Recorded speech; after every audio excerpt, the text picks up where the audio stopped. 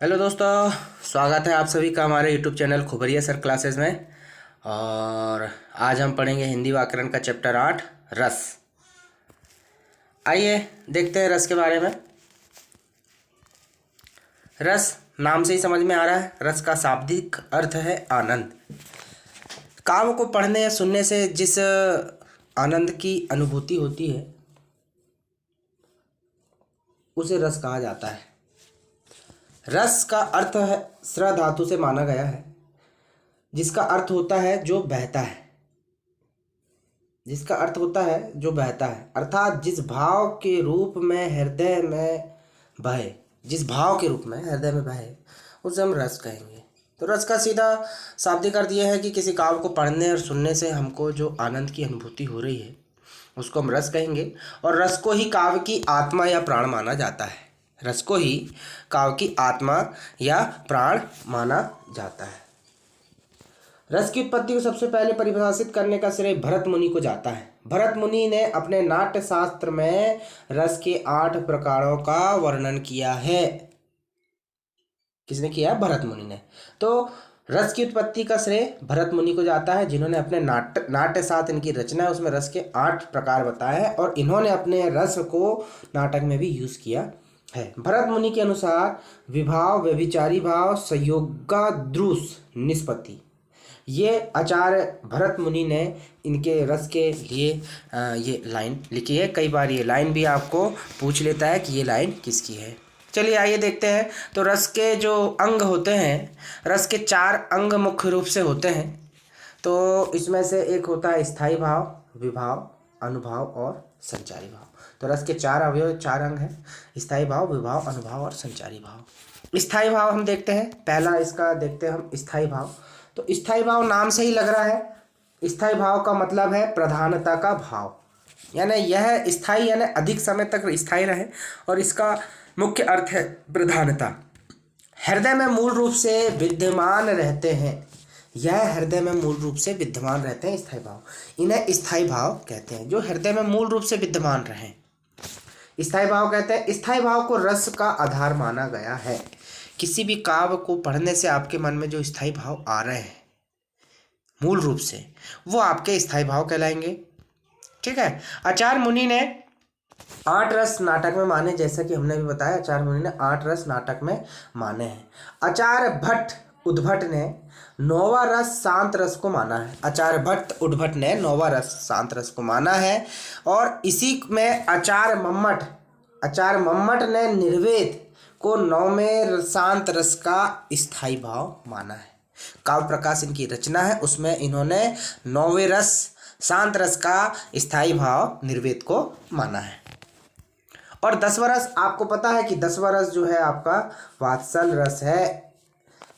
10वां रस जो है वात्सल रस है, जिसमें वात्सल रस में सबसे ज़्यादा सूरदास जी ने रचना रची हुई है। हालांकि वात्सल रस के बहुत सारे अनेक कवि हुए हैं, जिसमें सूरदास और तुलसीदास जी, मीराबाई जी, रैदास जी आदि इत्यादि जो कवि हैं आते हैं, लेकिन सूरदास जी ने वात्सल रस को सबसे अधिक अपने काव्यों में संजोया है, पिरोया है। 11वां रस के रूप में जो मान्यता मिली हुई है वो है भक्ति रस, जिसमें भागवत विषयक अंतर्गत भक्ति रस आते हैं। भगवान और भक्त के बीच में जो पारस्परिक प्रेम का संबंध है, भक्ति का संबंध है, उससे संबंधित है आपका 11वां रस। तो इस प्रकार से मुख्य रूप से रस हम 9 ही मानेंगे। वात्सल्य 10वां रस और 11वां रस भक्ति रस के रूप में हम मान सकते हैं। मुख्य रूप से तो 9 ही रस हैं। चलिए आइए देखते हैं रस के स्थायी भाव। चूँकि हम स्थायी भाव हमारे मन में विद्यमान रहते तो 9 जो रस हैं उनके हम स्थायी भाव देखते हैं। तो स्थायी भाव हम देखेंगे सबसे पहले श्रृंगार। तो श्रृंगार का स्थायी भाव होता है रति। श्रृंगार का स्थायी भाव क्या होता है? रति या प्रेम। और ये 2 प्रकार के होता है, एक संयोग श्रृंगार होता है और एक वियोग श्रृंगार होता है। हम आगे इसके डिटेल्स भी पढ़ेंगे। हास्य रस समझ में आ रहा है, किसी काव्य को पढ़ने में हंसी आ रही है, हास आ रहा है, तो हास रस का स्थायी भाव हास होता है। करुण रस का होता है शोक, किसी काव्य को पढ़ने से आपको शोक उत्पन्न हो रहा है। वीर रस का स्थायी भाव होता है उत्साह, किसी काव्य को पढ़ने से आपके मन में उत्साह आ रहा है, उत्तेजना आ रही है। रौद्र का स्थायी भाव होता है क्रोध। भयानक रस का स्थायी भाव होता है भय। विभत्स का होता है जुगुप्सा या घृणा, अद्भुत का होता है विस्मय या आश्चर्य, और शांत रस का होता है निर्वेद। चलिए आइए देखते हैं, आगे चलते हैं। अगला रस है आपका वत्सल रस। वत्सल रस जिसमें वात्सल या रति स्थायी भाव है इसका। 11वां है भक्ति रस या भगवत विषय, इसका स्थायी भाव भगवत विषयक। देव रति या अनुराग इसका स्थायी भाव है। चलिए चलते हैं आगे। विभाव रस का दूसरा जो महत्वपूर्ण अवयव है या अंग है वो है क्या है आपका विभाव। तो विभाव में हम देख रहे हैं, विभाव में हम देखेंगे जो व्यक्ति वस्तु या परिस्थितियां स्थायी भावों को उद्दीपित या जागृत करती है। कोई व्यक्ति हो गया, कोई वस्तु हो गई, कोई परिस्थिति हो गई जो आपके मन में स्थायी भाव को जागृत कर रहा है, उन्हें हम क्या कहते हैं विभाव कहते हैं। ये दो प्रकार के होते हैं, एक आलंबन होता है और उद्दीपन होता है। चलिए देखते हैं आलंबन विभाव। हम देख रहे हैं आलंबन विभाव। तो आलंबन विभाव में हम देख रहे हैं जिस व्यक्ति या वस्तु के कारण मन में कोई स्थायी भाव जागृत होता है। किसी व्यक्ति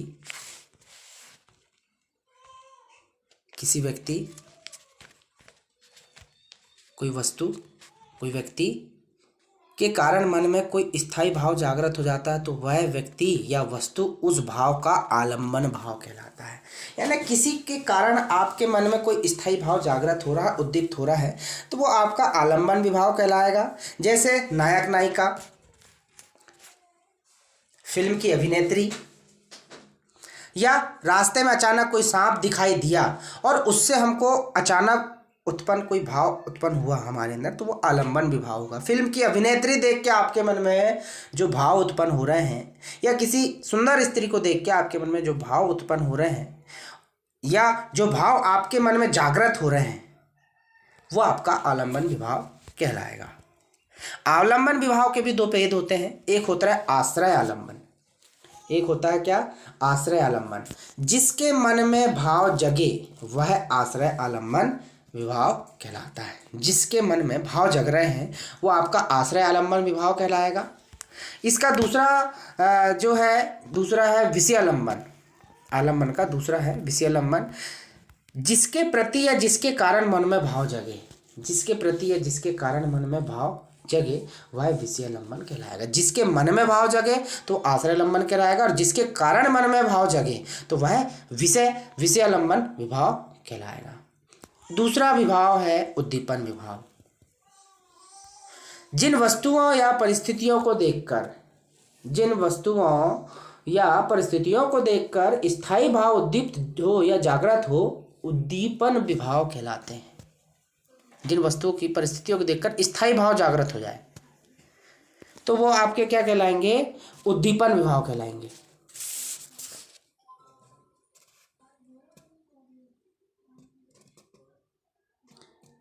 इसमें आपको नायक नायिका के रूप के सौंदर्य, पात्रों की चेष्टाएं, देश काल आदि उद्दीपन विभाव होंगे। ठीक है, फिर अगला आपका कहलाएगा तीसरा जो इसका अंग है रस का या अवयव है वो आपका है अनुभाव। ओके, तो अनुभाव में हम देखते हैं मन के भावों को प्रकट करने वाले शारीरिक विकार को अनुभाव कहते हैं। मन के भावों को प्रकट करने वाले शारीरिक विकार,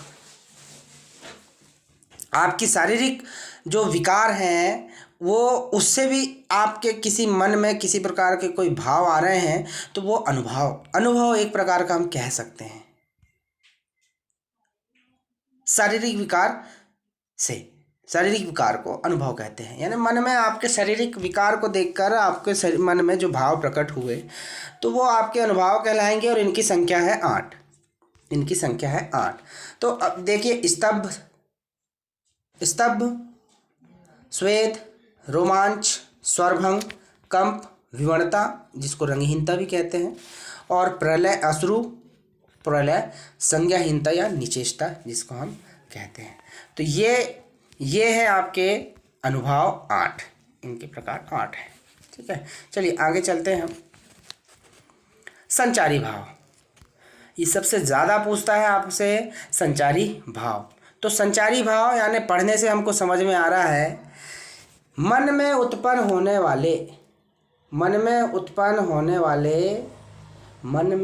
होने वाले अस्थिर मनोविकारों को संचारी भाव कहते हैं। अर्थात मन में संचरण करने वाले या आने जाने वाले भाव को संचारी भाव या व्यभिचारी भाव कहते हैं।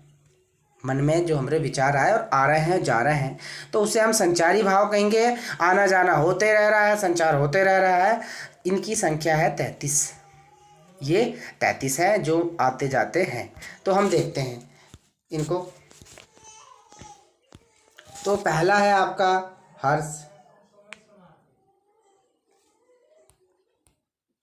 हर्ष, विषाद, त्रास, लज्जा, ग्लानि, चिंता, शंका,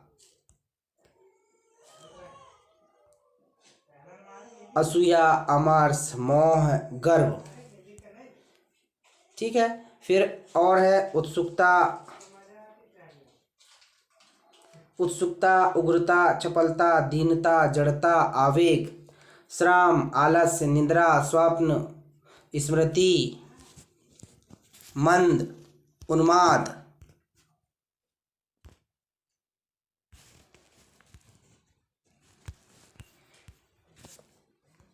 आवेग, व्याधि, धृति, मति, विबोध, वितर्क, मंद, उन्माद, मरण, अवसाद, निर्वेद और अवहिता। तो ये जो है आपके 33 संचारी भाव है या व्यभिचारी भाव है जो मन में आते जाते हैं। चलिए आगे चलते हैं। अब रस के प्रकार की बात करते हैं हम। रसों के स्थायी भाव और उनके एक एक प्रकार की हम बात करते हैं जो आपको एग्ज़ाम में पूछा जाता है। एग्ज़ाम में ये पूछा आपको जो है 4 पंक्तियाँ दे देंगी या 2 पंक्तियाँ दे देंगी और वो पंक्तियों को पढ़ के आपको बताना है कि ये कौन सा रस है। तो आइए हम देखते हैं सबसे पहले श्रृंगार रस। तो श्रृंगार रस का स्थायी भाव है रति। श्रृंगार रस का स्थायी भाव है रति।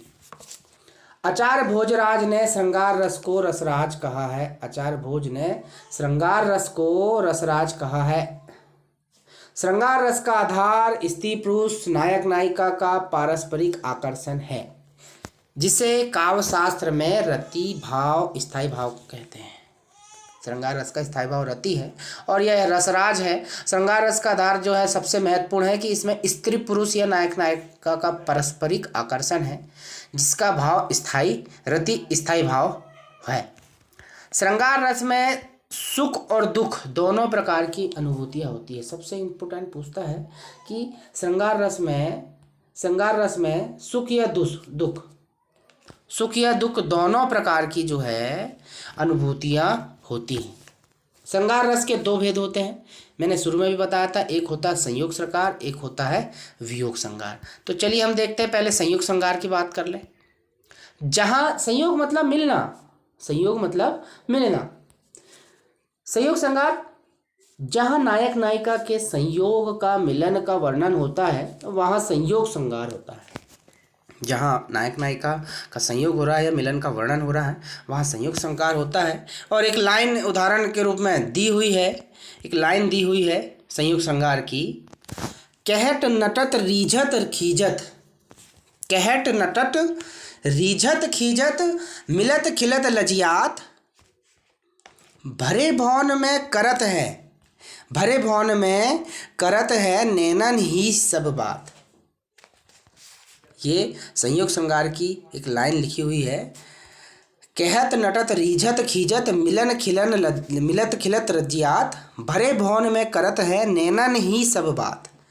उपयुक्त पंक्ति को पढ़ के हमारे मन में जो है, बिहारी जी की पंक्ति है, उपयुक्त पंक्ति को पढ़ के हमारे मन में क्या भाव आ रहे हैं। एक तो नायक नायिका की बात हो रही है, इसमें इनकी प्रेम पूर्ण चेष्टाओं का बड़ा ही सौंदर्य वर्णन किया गया है, अतः यहाँ संयोग श्रृंगार है। तो इस प्रकार की आपको लाइन पूछेगा और उसमें पूछेगा कि ये कौन सा रस है।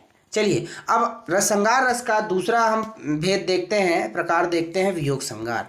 नाम से ही समझ में आ रहा है वियोग की स्थिति आ रही है, या इसको हम विप्रलभ श्रृंगार भी कहते हैं, विप्रलभ श्रृंगार भी इसको हम कहते हैं।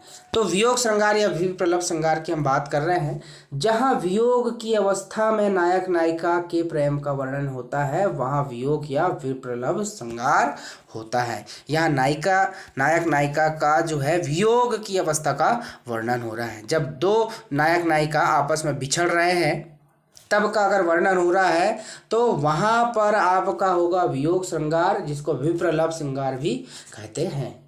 एक लाइन लिखी हुई है यहाँ पर सूरदास जी ने, मधुबन तुम क्यों रहत हरे, मधुबन तुम क्यों रहत हरे, विरह वियोग श्याम, सुंदर के ठाटे क्यों ना जरे। तो ये जो लाइन है, ये लाइन जो है सूरदास जी की है, और इस लाइन को पढ़ के जो है वियोग की स्थिति या भाव हमरे उत्पन्न हो रहे हैं। सूरदास जी ने कृष्ण के वियोग में राधा के मनोभावों का, दुख का वर्णन किया है। अतः यहाँ जो है, जहाँ दो नायक नायिका के बीच प्रेम है लेकिन अवस्था वियोग की है, तो वहाँ आपका विप्रलभ श्रृंगार या वियोग श्रृंगार होगा। चलिए अगला रस देखते हैं हम, हास्य रस। अगला रस है हास्य रस। तो हास्य रस नाम से ही समझ में आ रहा है, हास्य रस किसी काव्य को पढ़ने से या उसकी वेशभूषा से या क्रियाकलाप से या हाव भाव को देखकर हमारे मन में हंसी आ रही है, तो वो आपका हास्य रस से होगा। जब किसी व्यक्ति की विकृत वेशभूषा, क्रियाकलाप, हाव भाव आदि को देखकर मन में जो उल्लास उत्पन्न होता है, उसे हम हास्य रस कहते हैं। किसी व्यक्ति को देख लिए, किसी की वेशभूषा देखिए, किसी की एक्टिविटी को देख लिए, तो यहाँ क्या है, वो हास्य रस वहाँ होता है। तो हास्य रस में एक यहाँ पे लाइन दी हुई है हास्य रस की, जिसमें हमको पढ़ने से, देख कर के या सुन कर के या हाव भाव से हमको इसमें हंसी उत्पन्न हो रही है। एक लाइन लिखी हुई है यहाँ पे, जेहि दिसी बैठे नारद फूली, जेहि दिसी बैठे नारद फूली, सो दिसी लेहि निविलो की भूली, पुनि पुनि मुनि उत्सही अकुलाही, देखी दशा हरिगन मुस्काई। तो ऐसी कविताओं को पढ़ के हमारे मन में जहाँ हंसी, हास या हंसी का भाव उत्पन्न हो रहा है, तो वो स्थायी भाव होगा। यहाँ जो है, ये पंक्ति जो हम पढ़ रहे हैं, इस पंक्ति में स्थायी भाव हास है तथा संचारी भाव हर्ष, चपलता और उत्सुकता है। हर्ष, चपलता, उत्सुकता है। जैसे कि हमने कपिल शर्मा शो हम देखते हैं आज के समय में, तो उसको देख के हमारे मन में भाव उत्पन्न होते हैं हंसी के, और हम हंसने लगते हैं। तो इसी प्रकार की ये कविताएं हैं।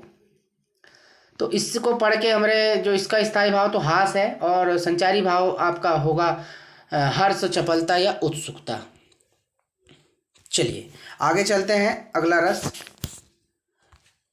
अगला रस है आपका करुण रस। नाम से ही लग रहा है करुण, करुण यानी शोक।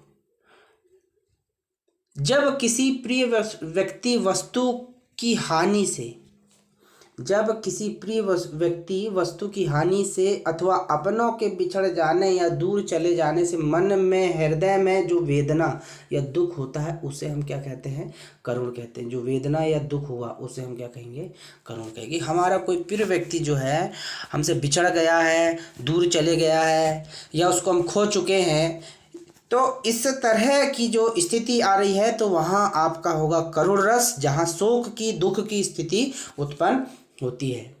इस रस में निश्वास होना, छाती पीटना, रोना, भूमि पर गिरना आदि भाव व्यक्त होता है। जब हम कोई व्यक्ति, हमारा बहुत ही प्रिय व्यक्ति हमसे हमेशा के लिए बिछड़ गया है, तो वहाँ पर जो है आपके शोक का, दुख का भाव उत्पन्न होगा। एक लाइन लिखी है यहाँ पर, शोक बिकल सब रोवहि रानी। एक लाइन लिखी है, शोक बिकल सब रोवहि रानी, रूप सीलु बलु तेजु बखानी, करहि विलास अनेक प्रकारा, करहि विलाप अनेक प्रकारा, परहि भूमि तल बारहि बारा। तो इस प्रकार से जब हम इस प्रकार की लाइनें पढ़ेंगे, करुण रस से युक्त लाइन पढ़ेंगे, शोक से युक्त लाइन पढ़ेंगे, तो इस प्रकार की लाइन पढ़ के हमको दुख व्यक्त हो रहा है, शोक का भाव उत्पन्न हो रहा है, और यहाँ पर इसका स्थायी भाव शोक होगा और संचारी भाव होगा मोह, द्वेग, भूमि पर गिरना इत्यादि हमारे क्या होंगे, संचारी भाव होंगे। चलिए अगला रस देखते हैं हम, वीर रस। वीर रस नाम से ही समझ में आ रहा है, वीर रस। तो वीर की हम बात करें तो सीधे हम आ जाते हैं युद्ध की। जब युद्ध या किसी कठिन कार्य को करने के लिए मन में उत्साह, जोश की भावना विकसित होती है तो उसे हम वीर रस कहते हैं। आइए कुछ लाइनें यहाँ पे दी हुई है वीर रस की। वीर तुम बढ़े चलो, धीर तुम बढ़े चलो, सामने पहाड़ हो कि सिंह की दहाड़ हो, तुम कभी रुको नहीं, तुम कभी झुको नहीं, वीर तुम बढ़े चलो, धीर तुम बढ़े चलो। ये द्वारिका प्रसाद मिश्र जी की लाइनें हैं। इन लाइनों को पढ़ने से हमारे मन में जो स्थायी भाव उत्पन्न हो रहा है वह है उत्साह, हमारे मन में जोश उत्पन्न हो रहा है, और इसका संचारी भाव है गर्व, हर्ष और उत्सुकता। तो ये था आपका क्या, वीर रस। चलिए अगला रस देखते हैं, रौद्र रस। रौद्र रस नाम से ही समझ में आ रहा है, रौद्र रस जिसका स्थायी भाव है क्रोध। विरोध पक्ष द्वारा किसी व्यक्ति, देश, समाज या धर्म का अपमान या अपकार करने से उसकी प्रतिक्रिया में जो क्रोध उत्पन्न होता है उसे हम रौद्र रस कहते हैं। कि कोई शब्द सुनकर, कोई बात सुनकर हमारे मन में अगर क्रोध की भावना उत्पन्न आ रही है या रौद्र की भावना उत्पन्न हो रही है तो वह आपका रौद्र रस होगा, जिसका स्थायी भाव होता है क्रोध। यहाँ पे लाइन लिखी हुई है, एक पंक्ति लिखी हुई है कि श्री कृष्ण के सुन वचन, अर्जुन क्रोध से जलने लगे। श्री कृष्ण के वचन सुन वचन, अर्जुन क्रोध से जलने लगे, सब शोक अपना भूल कर करतल युगर मलने लगे। इस प्रकार की लाइनों को पढ़कर हमारे मन में जो स्थायी भाव उत्पन्न होता है वह क्रोध का है, और संचारी भाव अमर्ष, उग्रता, आवेग और कंप आदि ये इसके संचारी भाव हैं। चलिए अगला रस देखते हैं हम, भयानक रस। नाम से ही समझ में आ रहा भय, जिसका स्थायी भाव भय है। जब किसी भयानक व्यक्ति, वस्तु, जीव आदि को देखने या उससे संबंधित वर्णन करने से तथा किसी अनिष्टवादी घटना का स्मरण करने से मन में जो व्याकुलता, भय उत्पन्न होता है उसे ही भयानक रस कहते हैं। तो इस प्रकार हम यहाँ देखते हैं, लाइनें यहाँ पे हैं, उधर गरजती सिंधु लहरियाँ, कुटिल काल के जालों सी, चली आ रही फैन उगलती फन फ्लाई व्यालों सी। ये शंकर प्रसाद की रचना है, और इस प्रकार की रचना को पढ़ने से हमारे मन में भय उत्पन्न हो रहा है। यहाँ इस भय का जो स्थायी भाव है, या इन लाइनों का जो स्थायी भाव है और संचारी भाव है वह है आवेश, भय और त्रास है। चलिए अगला रस देखते हैं। अगला रस है हमारा विभत्स रस। नाम से समझ आया, विभत्स रस जिसका जो स्थायी भाव है वह जुगुप्सा या घृणा है। जब आप किसी व्यक्ति को या किसी काव्य को देखकर या किसी वस्तु को देखकर या किसी काव्य को पढ़कर या सुनकर या कोई ऐसी स्थिति परिस्थिति देखकर आपके मन में घृणा की भावना उत्पन्न हो तो वहाँ विभत्स रस होगा। किसी घृणित वस्तु को देख लो या घृणित व्यक्ति को देख लो या उनके संबंध में विचार करो या उनके संबंध में सुनकर मन में उत्पन्न होने वाली घृणा को हम विभत्स रस कहते हैं। ये लाइनें लिखी हुई है यहाँ पे विभत्स रस की, कि सिर पर बैठो काग आक, दो खात निकारत, खींचत जीव ही स्यार अति ही आनंद उर्धारत, गोद जांग को खोदी खोदी के मांस उपारत, स्वान अंगुरिन काटी काटी के खात विदारत। तो ये लाइन पढ़ने से आपको समझ में आ रहा है कि इस लाइन को पढ़ने में घृणा का भाव हो रहा है, मांस को काटा जा रहा है और खाया जा रहा है। इस प्रकार की भावना हमारे मन में आती है तो हमको यहाँ पर विभत्स रस या घृणा की भावना उत्पन्न होती है। तो यहाँ ये विभत्स रस होगा जिसका स्थायी भाव जुगुप्सा या घृणा है। और यहाँ पर हमारे मन में जो संचारी भाव उत्पन्न हो रहे हैं वो मोह, ग्लानि, आवेश और व्याधि, इस प्रकार के हमारे मन में संचारी भाव उत्पन्न हो रहे हैं। चलिए अगला रस देखते हैं, अद्भुत रस। अद्भुत रस नाम से ही लग रहा है कि किसी चीज का बड़ा चढ़ा के कोई चीज बताई जा रही है, अद्भुत तरीके से दिखाई जा रही है, तो वहाँ अद्भुत होगा। जब किसी अलौकिक आश्चर्यजनक दृश्य या वस्तु को देखकर सहसा विश्वास नहीं होता है और मन में आश्चर्य विस्मय का भाव उत्पन्न होता है, उसे ही हम अद्भुत रस कहते हैं। आश्चर्य की बात आ जाती है। यहाँ एक लाइन दी हुई है, यहाँ अंबर में कुंतल जाल देख, अंबर में कुंतल जाल देख, पद के नीचे पताल देख, मुट्ठी में तीनों काल देख, मेरा स्वरूप विकराल देख, जन्म सब जन्म मुझी से पाते हैं, फिर लौट मुझी में आते हैं। तो इस प्रकार का जो आश्चर्यचकित पंक्ति का भाव हमारे मन में आ रहा है, तो इस प्रकार की पंक्ति में जो अद्भुत रस से युक्त पंक्ति है, इस पंक्ति का स्थायी भाव विस्मय या आश्चर्य है, और स्थायी भाव और संचारी भाव है भ्रम।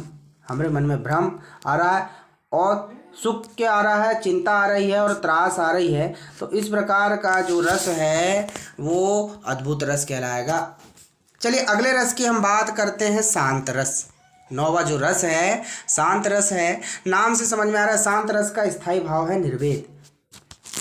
जब तत्व ज्ञान की प्राप्ति अथवा संसार से वैराग होने पर, परमात्मा के वास्तविक रूप का ज्ञान होने पर मन में जो शांति मिलती है, तब शांत रस उत्पन्न होता है। यानी इस संसार से जितनी लोभ मोह माया है, इस सब को तोड़कर हम भगवान की भक्ति में लग जाते हैं और वहाँ से हमको ज्ञान की प्राप्ति होती है, वैराग की प्राप्ति होती है। तो वहाँ हम शांत रस युक्त होता है। तो शांत रस का स्थायी भाव जो कि निर्वेद है, शांत रस जिसमें हम वैराग्य प्राप्त कर रहे हैं भगवान की भक्ति या ज्ञान प्राप्त करके या भगवान की भक्ति करके। एक लाइन लिखी हुई है यहाँ कबीर जी की, मन रे तन कागद का पुतला, लागे बूंद बिनसी, जाए छिन में गर्व करे क्या इतना। इस शरीर का क्यों हमको गर्व करना, एक दिन ये पुतला जो है छिन जाएगा, माटी में मिल जाएगा, हमको इस पर गर्व नहीं करना चाहिए। इस प्रकार की लाइन पढ़ के हमारे मन में जो रस उत्पन्न होता है, वो हमारे मन में शांत रस उत्पन्न होता है, जिसका स्थायी भाव निर्वेद है और संचारी भाव गति, मति और विमर्श आदि है। चलिए अगला रस देखते हैं, वत्सल रस। वत्सल रस जिसका स्थायी भाव होता है वात्सल्य। वात्सल रस का संबंध छोटे बालक बालिकाओं के प्रति प्रेम या बच्चे की माँ का अपने बेटे के प्रति प्रेम, ममता के भाव आते हैं। हिंदी कवियों में सूरदास जी ने वात्सल रस को पूर्ण प्रतिष्ठा दी है। सबसे अधिक सूरदास जी ने वात्सल रस में से युक्त रचनाएं रखी हुई है। तुलसीदास की भी विभिन्न कृतियों के बालकांड में वात्सल रस की सुंदर रचना की गई है। तो किसी काव्य को पढ़ने से हमको प्रेम या उनके बालक छोटे बच्चों का प्रेम और उनके सौंदर्य का वर्णन जहाँ मिलता है, तो इस प्रकार की कृतियाँ जो हैं या रचनाएं जो हैं या काव्य जो है वो वात्सल रस के अंतर्गत आता है। यहाँ पे एक लाइन 2 लाइन दी हुई है, किलकत कान्हा घुटुरवनी आवत।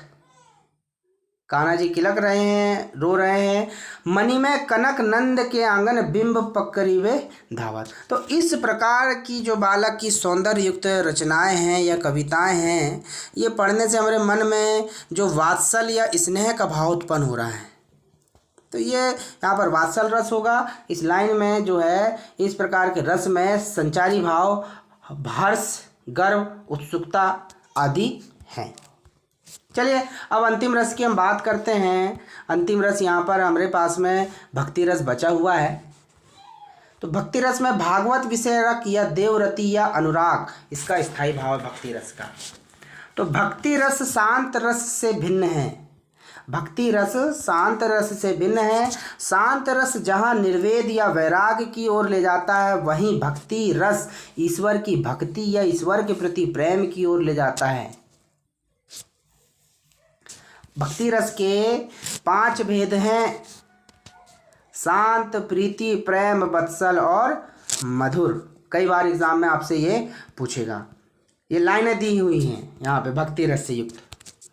मेरो गिरधर गोपाल दूसरो न कोई, जाके सिर मोट मुकुट मेरी पति सोई, साधुन संग बैठी बैठी लोक लाज खोई, अब तो बात फैल गई जाने सब कोई। इस प्रकार की पंक्तियों को पढ़कर आपके मन में भक्ति का भाव उत्पन्न हो रहा है,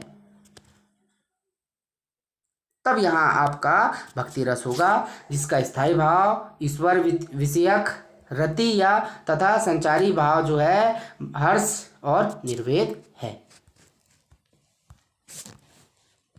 इस प्रकार से यहाँ पे हमारे पूरे 11 रस समाप्त होते हैं। आइए रस से संबंधित कुछ महत्वपूर्ण जानकारियाँ या तत्व जो है एग्जाम में पूछा जाता है। तो श्रृंगार रस को रसराज कहा जाता है, श्रृंगार रस को रसपति या रसराज कहा जाता है।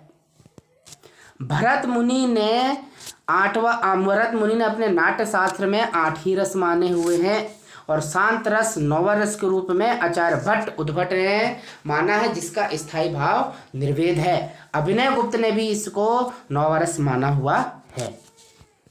10वां रस है वात्सल रस, जिसके प्रतिष्ठापक आचार्य विश्वनाथ हैं 14वीं सदी में, और भ्रमी रस के प्रतिष्ठापक रूप गोस्वामी है 15वीं सदी में। चलिए, और 11वां रस आपको तो पता ही है।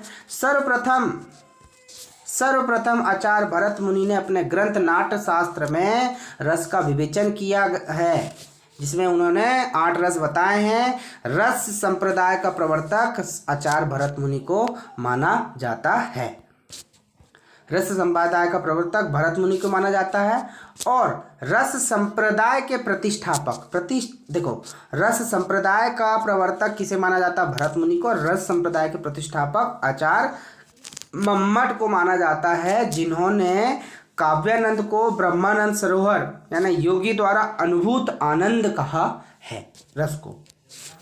रस संप्रदाय के एक अन्य आचार्य हुए आचार्य विश्वनाथ। आचार्य विश्वनाथ ने 14वीं सदी में रस को काव्य की कसौटी माना है, रस को काव्य की कसौटी माना है। उन्होंने ये लाइन दी हुई है, वाक्यम रसात्मक काव्यम। ये लाइन जो है आचार्य विश्वनाथ की है, कई बार एग्जाम में पूछता है। चलिए, इसी प्रकार पंडित जगन्नाथ ने भी रस की परिभाषा दी हुई है, जिसमें उन्होंने बताया है रस के बारे में, रमणीयार्थ प्रतिपादकम शब्द काव्यम।